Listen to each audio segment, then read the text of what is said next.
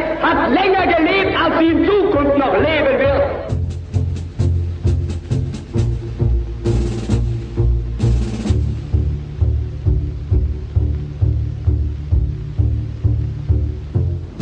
Seit 5:45 Uhr wird jetzt zurückgeschossen. Und von jetzt ab wird Bombe mit Bombe vergolten.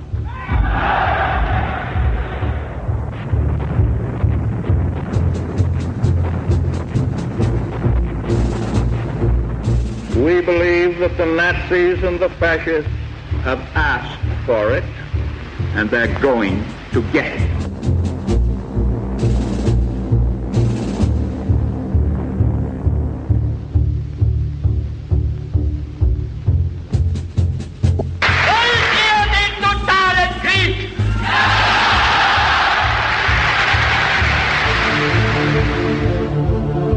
Los socios americanos de Hitler.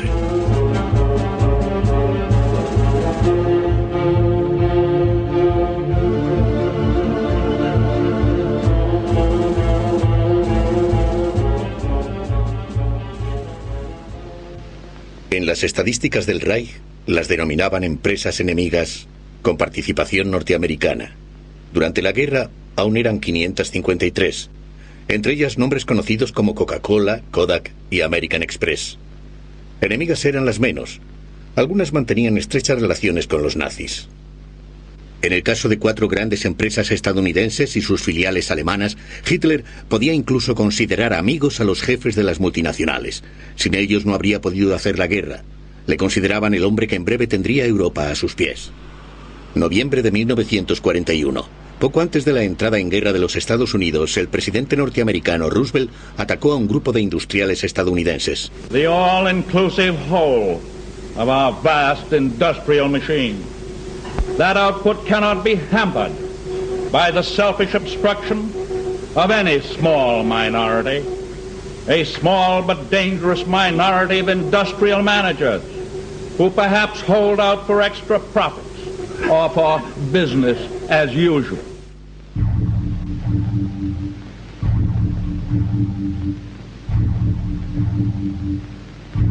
En la década de los años 30, Standard Oil, posteriormente Esso, era el mayor gigante del petróleo de los Estados Unidos. La multinacional seguía una política internacional sin reparar en gobiernos ni pueblos. La meta era la creación de monopolios. Standard pertenecía al imperio Rockefeller, en cuyo rascacielos neoyorquino se encontraba también su sede central. Se decía que el director, Walter Teagle, tenía los modales de un emperador. Teagle encontró a otro coloso que aspiraba a sí mismo a controlar el mundo, IG Farben. También en el gigante alemán de la química un hombre tomó el poder, Hermann Schmidt. Al principio era competidor de la Standard Oil. IG Farben había desarrollado el procedimiento para la fabricación de gasolina sintética. Aquel que poseyera la patente sería dueño del mercado mundial si se sufría una escasez de petróleo. También Standard Oil temía una situación así. Rápidamente llegó a un acuerdo con IG Farben. Los alemanes necesitaban la pericia de la Standard para la costosa producción del combustible sintético. Pero Hitler quiere la guerra. Por razones estratégicas necesita la gasolina sintética, cueste lo que cueste. En guerra, le cerrarían rápidamente el grifo del petróleo. Todavía en 1938 Alemania tiene que importar el 80% de su aceite bruto. Se pensó en instalar conductos, se pensó en crear una flotilla de barcos cisterna. Todos estos planes quedaron detenidos desde el principio. Pues para Hitler era esencial que Alemania poseyera independencia industrial. Las ruedas de la maquinaria bélica de Hitler necesitaban mucho caucho. El caucho natural cuesta divisas que escasean y no se puede obtener en estado de guerra. También en este caso puede ayudar el pionero de la química IG Farben. Había desarrollado la Buna, una goma sintética hecha de cal y carbón. Además de Hitler, hay un segundo interesado en la patente, Standard Oil. La multinacional intuye un mercado lucrativo que se quiere asegurar, al menos en los Estados Unidos. A Standard Oil no le molesta que Göring tenga pensado otro mercado para la gasolina y la goma alemanas. Also haben wir die Fabriken gebaut, die uns den Treibstoff geben werden. Wir wussten, dass wir keinen Kautschuk bekommen können. Also haben wir die Fabriken gebaut. Dort, wo sie einst glaubt, Monopole zu haben, hat deutsche Wissenschaft diese Monopole gebrochen. Und heute sind wir im Besitz Jedenfalls all der Mittel, die wir brauchen, den Gegner zu besiegen. Sin embargo, las fuerzas aéreas de Goering habían olvidado un medio, el tetraetilo de plomo, un aditivo para la gasolina. Sin este aditivo, los motores de avión de compresión elevada de Goering no pueden levantar el vuelo.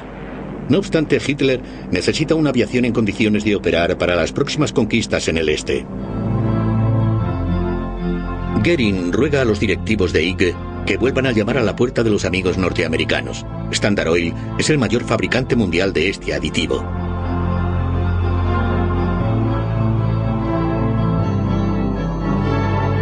El director de la empresa, Walter Tigel, en Nueva York, y el director de IG Farben, Hermann Schmidt, en Berlín, habían decidido hacía tiempo la construcción de 2 fábricas de tetraetilo de plomo en Alemania. En julio de 1938, sin embargo, su producción es todavía insuficiente. Un rápido suministro directo debe evitar situaciones apuradas. La filial de Standard Oil en Londres suministra inmediatamente antidetonante por un valor de $20 millones a los nazis, a pesar del riesgo inmediato de guerra. Ahora Hitler puede anexionar los Sudetes y preparar la invasión de Checoslovaquia. En el verano de 1939, poco antes de la invasión nazi de Polonia, los ingleses vuelven a suministrar tetraetilo de plomo por un valor de $15 millones. Así se posibilitan también los primeros ataques relámpago a Inglaterra.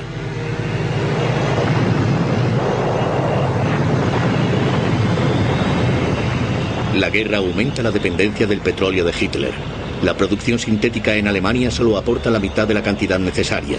De nuevo se encuentra a merced de los amigos norteamericanos. Standard Oil posee casi la mitad de los campos petrolíferos rumanos de Ploesti.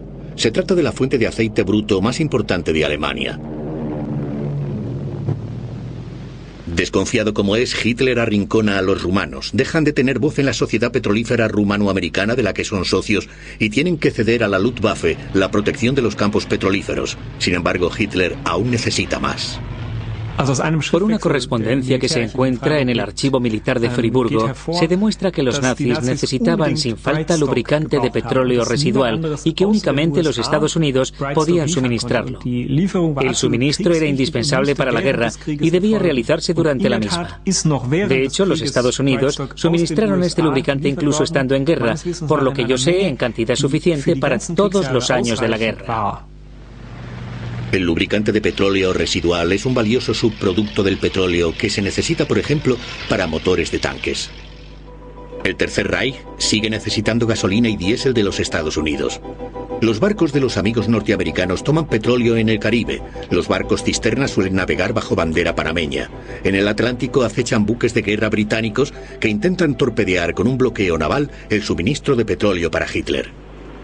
La Marina es, en mi opinión, un caso especial, pues hicieron negocios directamente con los Estados Unidos y con los países caribeños.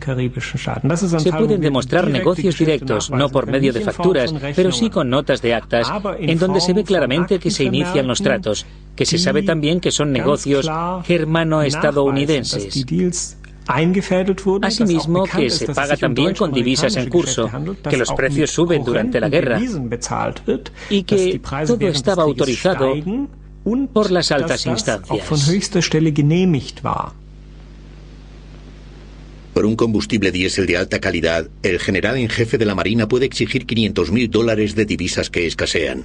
Hitler quiere dominar el Atlántico con sus submarinos.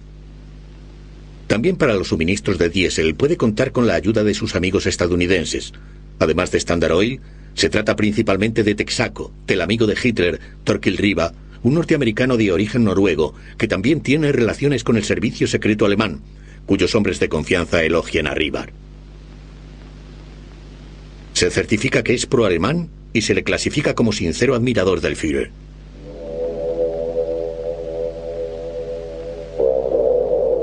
Los buques cisterna de los forzadores del bloqueo suministran petróleo a los alemanes del continente en Tenerife y otros puertos españoles. Incluso lo trasvasan a submarinos alemanes en mar abierto frente a la costa española. Standard Oil sigue suministrando gasolina a las 2 líneas aéreas Cóndor y Lati, incluso después de la entrada en guerra de Estados Unidos.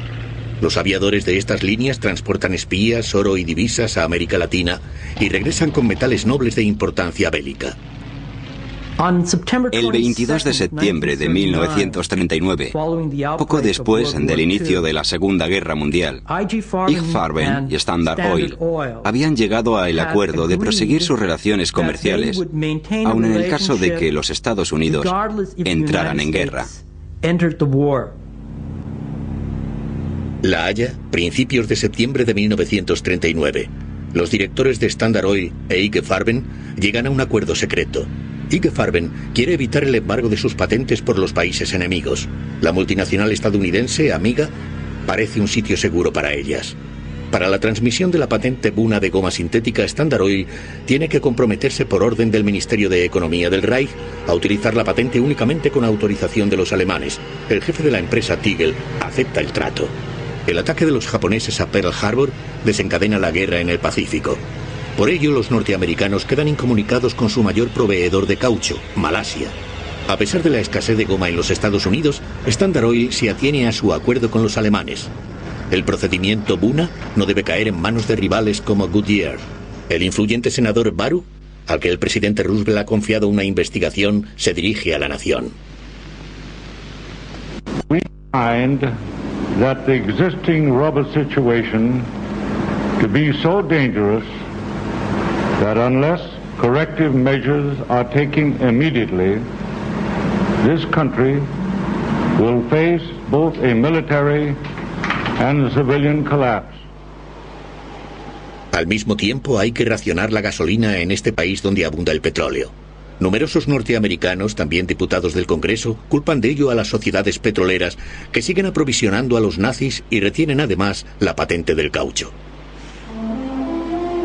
El senador Harry Truman, que posteriormente se convertiría en presidente, ordena una investigación del Senado sobre la situación de defensa, cediendo a la opinión pública.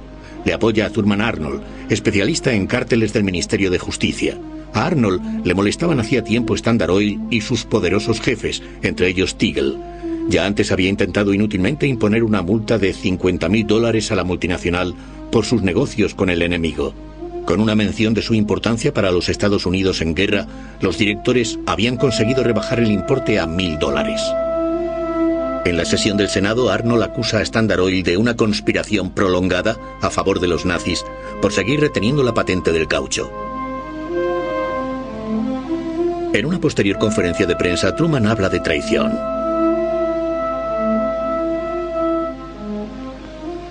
Por decisión del Congreso se autoriza la utilización de las patentes de Buna en los Estados Unidos. El poderoso Tigel está acabado y se retira de la dirección de la empresa.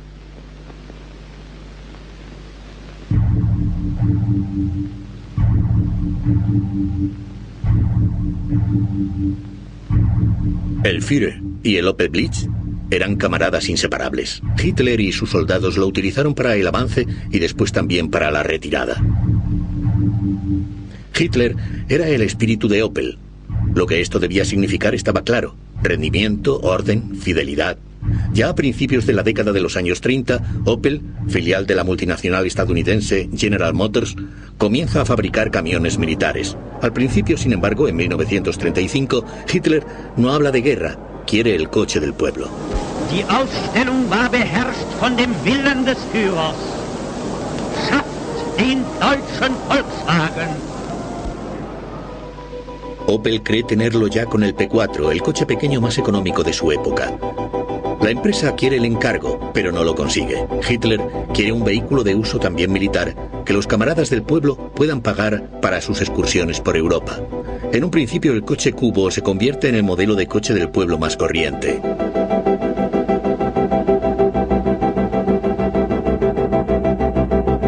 Aún así, Opel puede construir su coche del pueblo, el Blitz. Ya en 1935 se crea, de acuerdo con la Wehrmacht, Fuerzas Armadas Alemanas, la fábrica de camiones de Brandeburgo. La dirección de Opel y en aquel momento también los estadounidenses en el Consejo de Administración se dan cuenta rápidamente del tremendo negocio que suponen los encargos del ejército. Construida para los nuevos procedimientos de producción de Estados Unidos, cada día salen 120 camiones de la cinta. Este Opel Blitz era la columna vertebral de las Fuerzas Armadas. Construido por Opel, con la ayuda, y hay que decirlo claramente, del dinero de Estados Unidos. Sin el Blitz, Hitler no habría llegado ni a Viena. Durante la anexión de Austria, fallan muchos camiones de otros fabricantes. De la noche a la mañana, se requisan cientos de Opel Blitz en la cercana Baviera, para que la Wehrmacht pueda entrar en la capital austriaca. Hitler se siente agradecido. Realiza una visita personal a la fábrica de Brandeburgo y encarga otros 2000 Opel Blitz.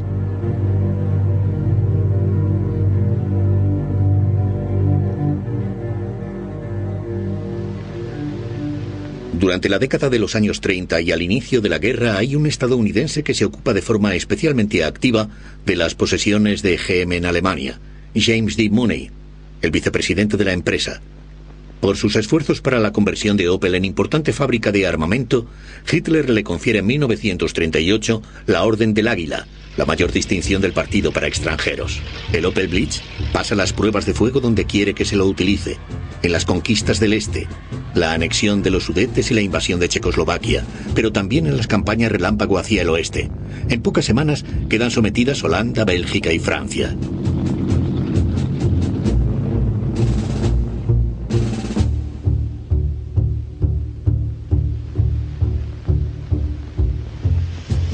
Con el comienzo de la guerra prácticamente se detiene la fabricación de turismos en Rüsselsheim. Quedan puestos libres, el personal se reduce por las llamadas a filas. La fábrica quiere atajar este proceso, y también las fuerzas aéreas encuentran un nuevo uso para Rüsselsheim. Opel produce ahora partes de fuselaje y motores para los Ju-88, los bombarderos más importantes de Hitler. Ya pocos días después del comienzo de la guerra, se había llegado a un estrecho acuerdo entre la Luftwaffe y la fábrica de Rüsselsheim. Esto se vio favorecido también por la reunión con el vicepresidente Mooney, que no solo tenía relaciones con la dirección del Partido Nacional Socialista, sino que se encontraba entonces en Berlín. Acudió a Rüsselsheim y se reunió finalmente con Göring. En su conversación con Göring, Mooney expresa una cierta simpatía por la política de los nazis.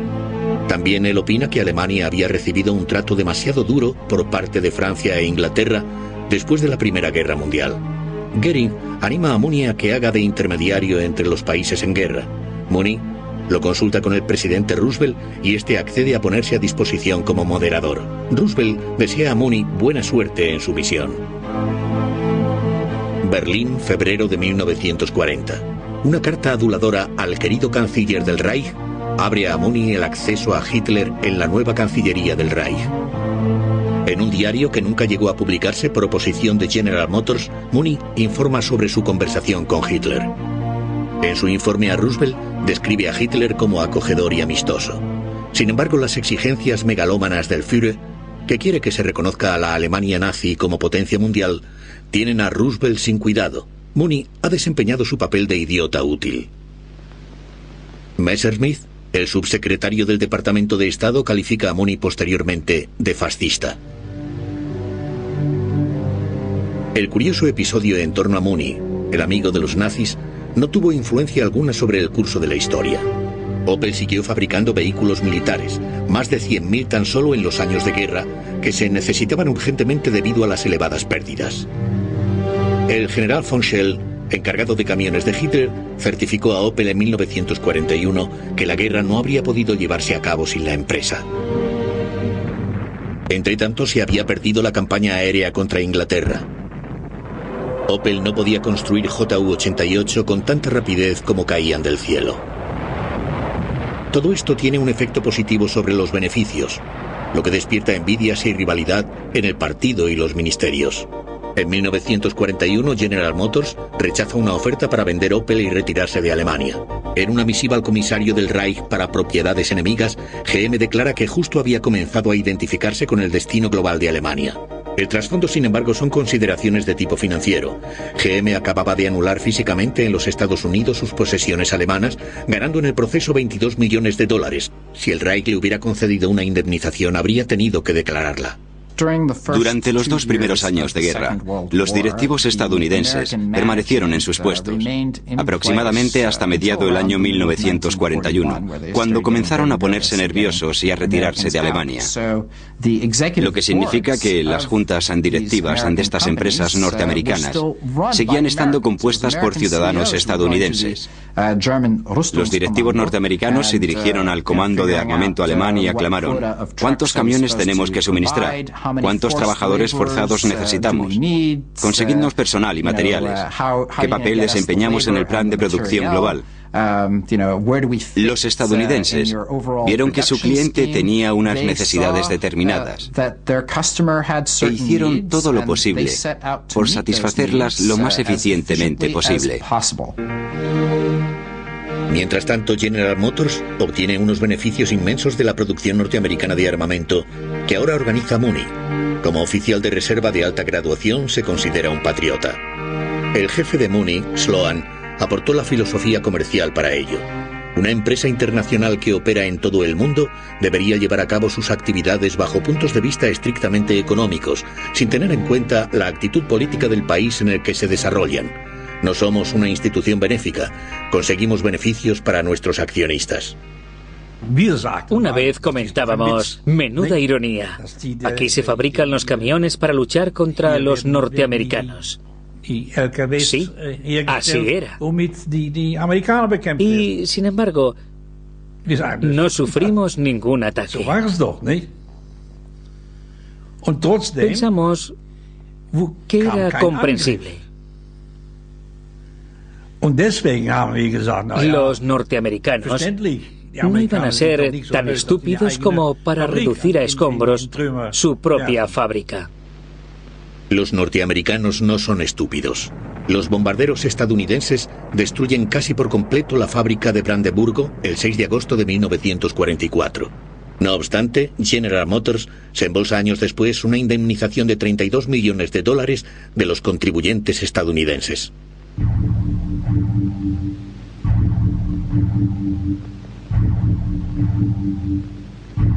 En 1921 se publicó la traducción alemana del libro de Henry Ford, El judío internacional. Entre Henry Ford, el legendario fabricante de automóviles, y Adolf Hitler, existía ya tempranamente una afinidad espiritual, el antisemitismo. El libro de Ford reforzó el odio que sentía Hitler hacia los judíos y le sirvió de modelo para el escrito difamatorio Mi lucha. Los líderes industriales estadounidenses consideraban a Hitler y a las dictaduras fascistas europeas como una posible solución a los problemas que tenían con los movimientos obreros y los sindicatos. En opinión de Ford, los sindicatos eran obra del diablo. El brutal proceder de Hitler contra los sindicatos agradó a Ford, que mantenía guardias armados en sus fábricas. Ya antes de la toma de poder, apoyaba económicamente a Hitler. Un retrato del benefactor colgaba en la sede muniquesa del Partido Nacional Socialista Obrero Alemán. En lo que respecta a Henry Ford, en aquel entonces se le consideraba la inspiración de Hitler. Pero fue mucho más que eso. Henry Ford era casi el dios de la producción en masa. O quizá debería decir su papa. Miles de personas le escribían diariamente: es usted el mayor héroe. Ha introducido el sistema de producción que ha engrandecido tanto a Estados Unidos. El Fordismo se convirtió en la ideología de la clase industrial alemana. Todo debía realizarse según el ejemplo de Henry Ford. Detroit sigue siendo la patria de Ford. En las fábricas en la calle Piquet, actualmente ruinas industriales, se encontraban en otro tiempo las cadenas de montaje de las que salía el famoso Tin Lizzie de Ford, el primer automóvil popular y barato producido en masa. Colonia 1930. Henry Ford coloca personalmente la primera piedra de su propia fábrica en Alemania. Los negocios no marchan bien al principio, sus coches son demasiado caros y sufren el rechazo que muchos alemanes sienten por los artículos de fabricación extranjera. Wer sich als durchschnittlicher deutscher Kraftwagenbesitzer heute einen ausländischen Wagen kauft, kann nicht darauf hinweisen, dass ihn dessen bessere Qualität dazu bewogen hätte. Denn hier sind unsere deutschen Automobile zurzeit von ausländischen nicht mehr zu schlagen. A principios de la década de los años 30, las fábricas de Ford no funcionan a pleno rendimiento. Colonia y Detroit, donde Edsel, el hijo de Henry Ford, ha asumido la dirección, buscan una salida. En un escrito confidencial a Edsel, Colonia indica que en Alemania se está desarrollando una economía de guerra, en la que los encargos del gobierno se vuelven cada vez más importantes. Los estadounidenses no lo consideran un problema. Venden sus 8 cilindros como motor para un vehículo todoterreno militar. Ha comenzado la adaptación de las fábricas Ford. Detroit acepta también la siguiente condición. Los fabricantes extranjeros de automóviles ya no reciben caucho para las llantas y tampoco divisas para la importación. Tienen que conseguir la goma por trueque y ceder el 25% de ella para fines armamentísticos. El camarada Hitler se muestra agradecido. Por fin los coches de Ford fabricados en Colonia pueden llevar el sello de calidad de producto alemán. Los negocios con el gobierno se animan. En 1938, Ford y Opel se incluyen en la planificación de las Fuerzas Armadas, que necesitan rápidamente 100.000 camiones, entre ellos también vehículos pesados de 3 ejes y otros accionados por cadena. Los nazis tienen incluso mucha prisa. Quieren recibir en 1938 inmediatamente 1.000 camiones de Ford. Los de Colonia no pueden entregarlos tan rápido. Los estadounidenses ofrecen rápidamente su ayuda. Por lo que se ve, no les parece indebido. Los motores, chasis y cabinas de los camiones importados en octubre de Detroit se montan clandestinamente por la noche en Colonia y la Wehrmacht los recoge al amanecer. Justo en el momento en que el mundo entero está preocupado por Checoslovaquia y por el propósito de los nazis de extorsionar a Checoslovaquia e invadir los Sudetes, justo en ese momento, las Fuerzas Armadas acuden a Ford y le dicen: necesitamos 1.000 camiones ahora. Y yo pregunto, ¿parece plausible que Ford no supiera para qué se iban a emplear estos 1.000 camiones? El encargo no era un secreto para Ford. Los nazis habían pagado parte del suministro incluso con los escasos dólares. No obstante, Ford no lo reconoció hasta después de décadas. Hitler ya había distinguido anteriormente a Henry Ford con la Orden del Águila por su excelente colaboración. Ford permite que el vicecónsul alemán en Detroit fije la condecoración en su solapa a finales de 1938. También Ford demuestra ahora su reconocimiento por los buenos negocios. En el 50 cumpleaños de Hitler, el 20 de abril de 1939, la empresa transfiere 35.000 marcos del Reich a la Fundación para Donativos AH. En los primeros años de la guerra, la producción de camiones aumenta enormemente. No se sabe que Ford haya protestado por ello.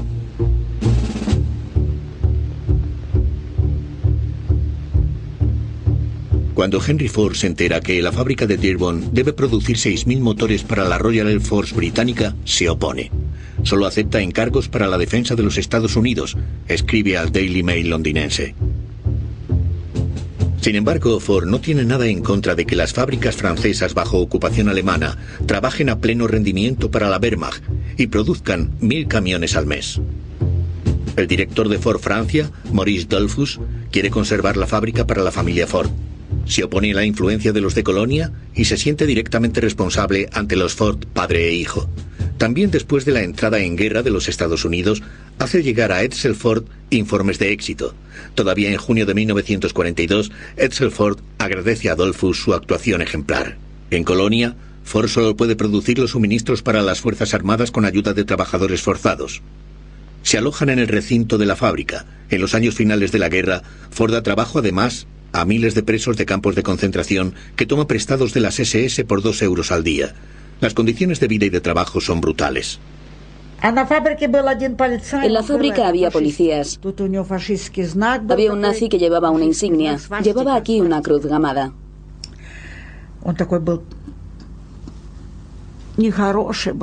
Era cruel, repugnante. Nos odiaba a nosotros, los rusos. Cerdos rusos, cerdos rusos. Así nos insultaba siempre. Una vez me pegaron cuando realizaba el turno de noche por llegar 2 minutos tarde. Aquel nazi tiró a mi amiga durante el trabajo por una escalera de hierro. Ella perdió el conocimiento. Un golpe en la cabeza no era nada. Para ellos no éramos personas. Desde que los Estados Unidos han entrado en guerra, Ford se ha convertido en un ardiente patriota. Ahora sus fábricas producen aviones, camiones, tanques y barcos para la victoria de Norteamérica. En Colonia, Ford fabrica hasta el final de la guerra 78.000 camiones militares y 14.000 vehículos accionados por cadena. Colonia está siendo bombardeada desde 1942 por los aliados y queda casi completamente destruida. La fábrica de Ford es respetada hasta finales de 1944 y luego sufre pocos daños. En 1965, Ford exige a una comisión gubernamental norteamericana $7 millones por daños de guerra. La comisión reduce la cifra a $500,000 debido a métodos dudosos de cálculo de la empresa.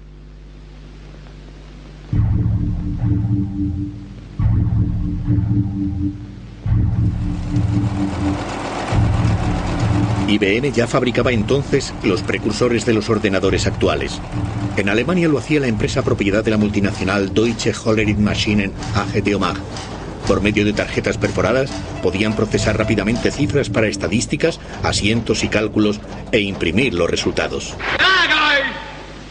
Seid ihr entschlossen, dem Führer in der Erkämpfung des Sieges durch dick und dünn und unter Aufnahme auch der schwersten persönlichen Belastungen zu folgen? Entre el público de Goebbels, un hombre aplaudió con especial entusiasmo, Albert Speer. Nombrado ministro de armamento por Hitler en febrero de 1942, debía por todos los medios hacer posible la victoria que se había alejado tanto después del fracaso de la guerra aérea sobre Inglaterra y el duro primer invierno ruso. En breve tiempo dobló y triplicó la producción. El Führer le distinguió por ello. Speer creó el Maschinelle Berichtswesen. No tenía muy buena opinión de la burocracia, pero sí de la organización. El MB era un sistema de control y gobierno de la industria, las fuerzas bélicas y la administración que solo podía funcionar con ayuda de las máquinas de Hollerith. El MB proporcionaba a Speer cada mes un resumen exacto del estado de la economía y le permitía reaccionar inmediatamente. Era su arma de gobierno. El informe rápido mensual sobre la producción de guerra, realizado con tarjetas perforadas, era un asunto secreto del Reich y se limitaba a 12 ejemplares. Se podía ver todo de inmediato: peticiones del ejército, estado de la producción de armamento, consumo y reservas de materias primas, reservas de energía y el número de trabajadores existentes o necesarios, inclusive los forzados y su origen. La toma de poder de Hitler dio un enorme impulso a la filial alemana de IBM. Si sus máquinas se utilizaban ya anteriormente en la mayoría de las grandes empresas industriales, pronto el gobierno se convirtió en uno de sus clientes más importantes. En 1935, de Omagh construyó en Berlín-Lichterfelde una gran fábrica nueva. Con la activación de la producción de armamento de Hitler, conseguimos muchísimos encargos y nuevos clientes. En aquella época nos iba de maravilla, financieramente y desde todo punto de vista. Desde el principio pusieron un gran cartel en el muro: empresa modelo del Frente Obrero Alemán. Así podíamos demostrar que éramos capaces de aportar mucho a la construcción del Estado de Hitler. Ese fue el motivo de aquella distinción. También el presidente de IBM, Thomas Watson, está impresionado por el éxito de Omagh y le gusta viajar con frecuencia a Alemania. En el verano de 1937, la Cámara de Comercio Internacional celebra su Congreso Mundial en Berlín. Watson acepta el cargo de presidente. Según un artículo del New York Times, durante la celebración en la Kroll-Oper se encuentra entre los extranjeros que elevan el brazo derecho en el saludo nazi al entrar el Führer. Sin embargo, lo vuelve a dejar caer a media altura. Al día siguiente es recibido por el Führer. Se consideraba a Watson un admirador de Adolf Hitler, al que ya había apoyado antes de la toma de poder. En aquel momento me parecía que teníamos una buena relación con el gobierno y con IBM.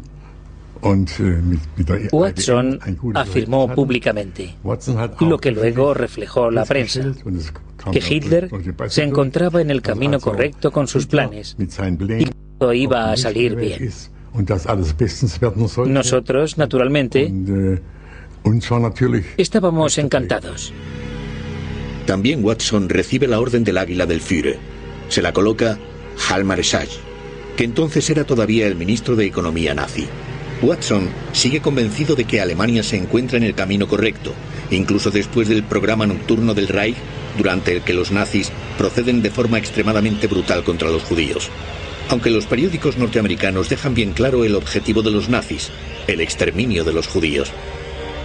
También se cuenta con la colaboración de Deomag, que cumple el mayor encargo del gobierno hasta ese momento con gran celo. Sus máquinas realizan el Gran Censo de 1939, con el que los fanáticos racistas de las SS quieren averiguar cuántos judíos viven en Alemania, los Sudetes y Austria. Para una segunda tarjeta, la llamada tarjeta complementaria, se pide también el nombre y la dirección, la raza y el origen de los padres y abuelos. El departamento de razas de las SS quiere detectar así a todas las personas judías, medio judías o con un cuarto de sangre judía. A Hitler no le importa la religión, sino la raza. IBM se mantuvo neutral y prácticamente no se mezclaba en esos asuntos. Porque si convenzo a alguien de algo, siempre estaré pisando a otro, y eso no lo querían en Deomag. ¿Era la política de la empresa? La política de la empresa, naturalmente. Con la invasión de Polonia comienza la política de exterminio en el este. Cracovia se convierte en la capital de la zona ocupada de Polonia, transformada en gobernación general. Hermann Frank, el brutal gobernador de Hitler, reside en el castillo de Cracovia. Los fanáticos del orden ven también aquí una tarea para las máquinas Hollerith. En Cracovia se crea un gran departamento estadístico. También los enviados de Watson se encuentran allí. La representación de IBM en Cracovia cambia de nombre a Watson Business Machines. Con la ayuda de las tarjetas perforadas, se quieren obtener datos económicos y registrar a los polacos como trabajadores forzados. Sin embargo, la caótica administración nazi solo cumple parcialmente este objetivo. La exterminación de los judíos ya se había iniciado anteriormente con la ayuda de antiguos censos. Las diferentes sedes de Maschinengerichtswesen en Polonia, Austria, Francia, etc., tenían todas empleados o directores de IBM, es decir, nuestros hombres, que habían sido transportados allí y participaban en los trabajos. 1943. La escasez de mano de obra retrasa la producción de guerra. El ministro de Armamento Speer quiere movilizar las últimas reservas. Hay que seleccionar de forma dirigida los presos en campos de concentración según su profesión y distribuirlos en el Reich para trabajar. En los campos de concentración se crean departamentos de registro Hollerith. El departamento de Hollerith en el campo de concentración de Stutthof era el número 12 y yo organizaba el grupo de escribientes, unos 14 o 16. Que rellenaban todas las fichas de los presos. Lo más importante era indicar la profesión. Las profesiones eran muy importantes para la producción. Los datos de los presos se pasaban a tarjetas Hollerith en la central berlinesa de las SS. Cada campo de concentración tenía un código numérico propio que formaba parte también del número de preso. Se calcula que se registró más de 1 millón de presos como trabajadores forzados. La mayor parte de las tarjetas de presos se destruyó. Aproximadamente 140.000 se encuentran todavía en el Archivo Federal de Berlín-Hofgarten. No está claro hasta qué punto se empleó el sistema Hollerith en los campos de exterminio. No obstante, IG Farben encargó máquinas Hollerith para su fábrica en el campo de exterminio Auschwitz-Monowitz. Como se reciben cada vez más noticias sobre los crímenes nazis, en el verano de 1940, Watson devuelve la condecoración de Hitler. Su reputación en los Estados Unidos le importa más que los interminables discursos de odio del periódico Volkische Beobachter. Watson parece haber caído en desgracia, lo que aprovecha su socio alemán Wilhelm Heidegger, que posee junto con otros dos el 15% de la empresa para marginar a los norteamericanos. Entonces Heidegger dijo a los norteamericanos: algo va a salir mal. Con nuestras máquinas controlamos prácticamente toda la economía alemana. Nos enteramos de todo, de las finanzas, los antecedentes, etc. Y el partido no lo permitirá. Antes o después nos van a nacionalizar. Y de hecho, al Maschinell Bergwesen y al jefe de brigada de las SS, Edmund Bessenmayer, que durante un tiempo fue consejero de Hitler, les desagrada la cantidad de información de que dispone de HOMAG IBM debido a su omnipresencia. Bessenmayer apoya la nacionalización según el lema «Es correcto aquello que beneficia al pueblo alemán». Sin embargo, Watson no renuncia tan fácilmente. En 1940 envía a Berlín a su hombre de confianza, Harrison Chauncey, quien no solo negocia con el jefe de Die HOMAG, Heidinger, sino también osadamente con Bessenmayer, de las SS, e informa a Nueva York en clave por intermedio de la embajada estadounidense. Bessenmayer se volvió conciliador en el transcurso de las negociaciones. Los nazis necesitan a IBM para su maquinaria bélica. En lugar de la nacionalización, IBM debe contentarse con la minoría de acciones. Siguiendo instrucciones de Watson, Chauncey también rechaza esto con el razonamiento: si los alemanes ganan la guerra, Europa quedará abierta para nosotros, y si la pierden, todo seguirá como hasta ahora. Con la entrada en guerra de Estados Unidos, los nazis renuncian a la expropiación y nombran a un fideicomisario de Die HOMAG para IBM. Watson puede estar contento. De esta forma, IBM queda como propiedad de la empresa alemana Die HOMAG hasta el fin de la guerra. Al Ministerio de Justicia estadounidense, la posición de IBM en Alemania le parece cada vez más sospechosa. Un experto en economía de la guerra del ministerio, Harold Carter, comienza a redactar un resumen sobre las actividades de IBM en Alemania y Europa, el informe Carter de 1943. En un anexo anónimo, evidentemente de un colaborador resentido de IBM en Europa, se califica la empresa de monstruo internacional, que pertenece a la misma clase que los nazis. El informe no tiene consecuencias. Los que se quedaron fueron los ganadores. Antes de la guerra, crearon la maquinaria bélica alemana. Durante la guerra, la destruyeron como socios del Pentágono. Y después de la guerra, regresaron por encargo del ejército norteamericano para controlar la industria alemana. Ya a finales de 1943, el inspector jefe Hiller, de la Dirección General de Finanzas Berlín-Brandeburgo, mencionó a Opel, Ford y Hollerith como empresas que habían obtenido pingües beneficios hasta ese momento. Dado que los dividendos y beneficios no se podían transferir al extranjero, se emplearon para aumentar el capital de las empresas. Los accionistas no resultaron perjudicados, todo lo contrario. Después de la guerra, la viuda del presidente Roosevelt, Eleanor, se horrorizó al enterarse que los accionistas se habían beneficiado de que las fábricas de Ford en Alemania y Francia obedecieran a los nazis.